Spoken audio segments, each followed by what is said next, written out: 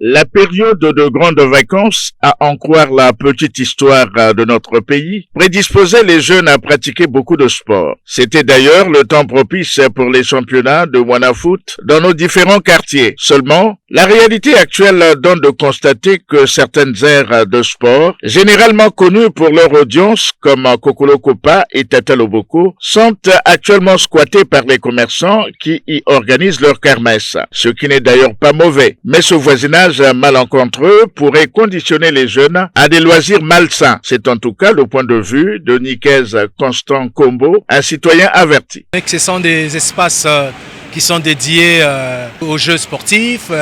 Durant ces périodes de vacances, que ce soit beaucoup plus des occasions où on peut occuper la jeunesse, mais dans des événements un peu plus éducatifs, instructifs, pour essayer un peu d'éveiller ou de stimuler, d'amener la jeunesse à un sens de responsabilité. Parce que lorsqu'on voit et on voit un peu ce qui se passe dedans, ce qui se passe, c'est qu'après une dépravation des mœurs.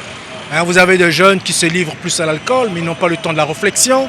Et après, c'est des promos abusifs sur des boissons alcoolisées, alors qu'on sait que ça devait être un peu réglementé et encadré. Pour ce dernier, la responsabilité de ce voisinage malencontreux qui ouvre les vannes à des promotions des boissons alcoolisées à outrance est partagée entre l'État qui autorise l'ouverture des kermesses sur les sites sportifs et les parents qui encouragent leurs enfants à aller festoyer dans ces lieux.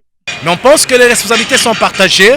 Il y a une part les parents et aussi l'État qui préfère aussi prendre la clé de champ. Et puis voilà, et on assiste à tout ce qu'on peut assister. Il revient aussi au pouvoir public de régenter la vie de la cité. C'est donc à l'État d'aménager des sites appropriés pour aider les commerçants à organiser leur kermesse. Notre population est en majorité jeune, d'où l'intérêt pour l'État de canaliser ses énergies. Ceci passe par la création des installations lui permettant d'avoir des loisirs sains.